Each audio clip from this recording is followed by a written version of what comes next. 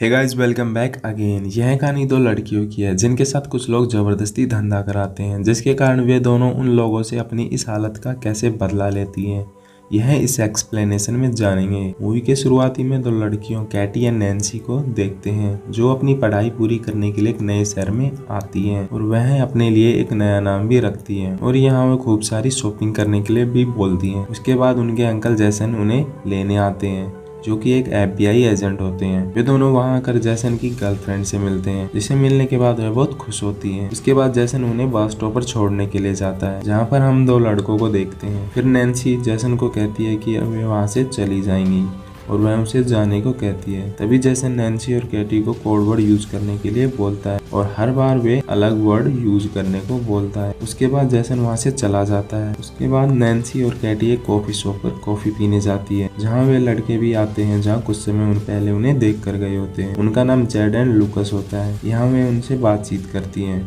और वे अपना नाम हेदर एंड रैपली बताती है। फिर नैन्सी उन्हें बताती है कि वे एग्रीकल्चर फार्म स्टडी के लिए जा रही होती हैं। तभी जेड उन्हें बताता है कि हम भी वहीं जा रहे हैं, तुम भी हमारे साथ आ सकती हो, लेकिन कैटी उन्हें जाने के लिए मना कर देती है। जेड एंड लूकस वहाँ से जाने लगते हैं। नैन्सी कैटी को मना लेती है और वे उनके साथ जाने लगते हैं। यहाँ से वे दोनों उन्हें फार्म न ले जाकर अपने घर ले जाते हैं, जो कि जंगल के बीचों बीच होता है। और यह देखकर कैटी और नैन्सी थोड़ा घबरा जाते हैं। वहाँ जेड एंड लूकस की मोम आ जाती है, जो कि उन्हें बड़े ही प्यार से चाय पीने को कहती है। तब वे कहती है कि चाय पीने के बाद जेड एंड लूकस उन्हें फार्म छोड़ देंगे। चाय पीते समय कैटी के पास उसके अंकल जैसन का मैसेज आता है। तब वह एप्पल कोडवर्ड लिखकर भेज देती है, जिसका मतलब होता है कि अब वे सुरक्षित हैं। उसके बाद जेड एंड लूकस की मोम उनके लिए कुछ खाने को लाती है। उसे खाने के बाद कैटी एंड नैन्सी को नींद आने लगती है। तब वे दोनों समझ जाते हैं कि उनके साथ कुछ गलत होने वाला है और वे दोनों वहां से जाने लगती है। लेकिन कुछ दूर जाने पर वे दोनों बेहोश हो जाती हैं।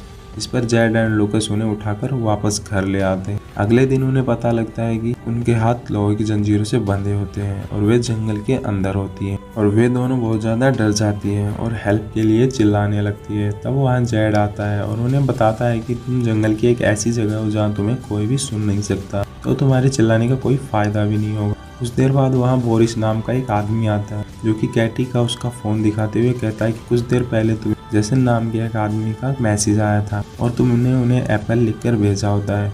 तब वह उन्हें इसका मतलब पूछता है। तब नैन्सी बताती है कि इसका मतलब वे दोनों सुरक्षित हैं और बोरिस जैसन को वापस एप्पल का मैसेज लिखकर भेज देता है। उसके बाद वो कैटी और नैन्सी को सामने न आने के लिए बोलते हैं। तब वहाँ शेरिफ नाम का एक पुलिस ऑफिसर आता है। तब कैटी और नैन्सी उनसे हेल्प के लिए बोलती हैं, लेकिन तब उन्हें पता लगता है कि वह भी जेड एंड लूकस के साथ मिला होता है। तब वे दोनों उन्हें समझाती है कि वह उन्हें जाने दे और वह किसी को कुछ नहीं बताएंगी। वह उन्हें बिल्कुल ही नहीं सुनते हैं और वह पुलिस वाला वाइग्रा की गोली लेकर अपने लिए कैटी को चूज करता है। थोड़ी देर बाद वह कैटी के कंटेनर से बाहर निकलता है। तभी हमें पता लगता है कि उसे कैटी के साथ जबरदस्ती किया होता है और फिर जैसन को दिखाया जाता है, जिसे कैटी और नैन्सी की चिंता होने लगती है क्योंकि कैटी ने एप्पल वर्ड को 2 बार इस्तेमाल किया होता है। तब हम कैटी और नैन्सी को देखते हैं, जहां हम नैन्सी के साथ एक नशेड़ी आदमी को देखते हैं, जो कि नैन्सी के पेट पर एक जलती सिगरेट लगा देता है और वह उसे मारने लगता है। यह देखकर हमें पता लगता है कि वे लोग कैटी और नैन्सी से जबरदस्ती धंधा करा रहे होते हैं। उन्होंने इंसानियत की सारी हदें पार कर दी होती हैं।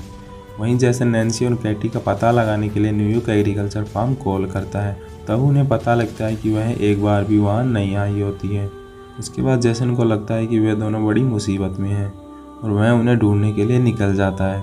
उधर कैटी और नैन्सी के पास एक और कस्टमर आता है, जिसने एक पिग मास्क पहना होता है और वह कैटी और नैन्सी को देखकर नैन्सी को चूज करता है। उसके बाद वह उसके साथ जबरदस्ती करता है और फिर कैटी नैन्सी के पास जाती है, जहाँ हमें पता लगता है कि नैन्सी की हालत बहुत ज़्यादा खराब हो जाती है। वहीं दूसरी तरफ पुलिस स्टेशन में जैसन आता है और वहाँ उस ऑफिसर को देखते हैं जिसने कैटी के साथ जबरदस्ती की होती है। उसे कैटी और नैन्सी के किडनैप होने के बारे में बताता है और वह भी एक FBI एजेंट होता है, जहाँ बोरिस उन्हें जंगल में सब कुछ बता देता है। और तब बोरिस जेड से बात करता है कि उन्हें शहर से और भी लड़कियां पकड़नी होती हैं, जहां कैटी उनकी बात सुन लेती है और बोरिस कैटी के साथ जबरदस्ती करता है। यहाँ दूसरी तरफ जैसन कॉफी शॉप पर जाता है, जहां कैटी और नैन्सी के बारे में पूछने पर उसे पता लगता है कि वह बोरिस की गाड़ी के बारे में बता देता है।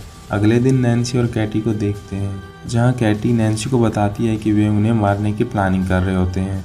तभी जेड उसी नशेड़ी आदमी को उन्हें ध्यान रखने के लिए बोलता है। उसके बाद कैटी उसे इंटीमेट होने के लिए उकसाती है और उसके करीब जाकर उसे काट लेती है, जिससे उस नशेड़ी की मौत हो जाती है और वे दोनों अपनी हथकड़ी खोलकर छुप जाती है। जहाँ वह पुलिस वाला आता है जिसकी कार लेकर वे वहाँ से भाग जाती है। वे दोनों एक मॉल जाकर बहुत सारे अजीबो सामान खरीदती है, जैसे कुल्हाड़ी, कीले, हथौड़े और कुछ खतरनाक हथियार लेती है और उन्हें मॉल के एक आदमी से बोरिस के घर का पता लगता है। वहीं दूसरी तरफ जैसन एक कार एजेंसी से बोरिस के घर का पता लगा लेता है। तब बोरिस अपने घर पे एंजॉय कर रहा होता है।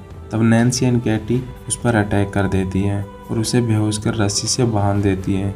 जहां बोरिस उनसे बचने के लिए उन्हें बहुत सारे पैसे देने को कहता है, लेकिन उन्हें अपना बदला लेना होता है। उनके अंकल जैसन भी आ जाता है। तब बोरिस से वह पिग मास्क वाले का पता पूछती है और वह उन्हें बता देता है। फिर कैटी या नैन्सी उसके पीछे कीलों से लगा एक बेसबॉल घुसा देती है, जिससे बोरिस की आवाज़ सुनकर जैसन घर के अंदर बोरिस को मरा हुआ देखता है।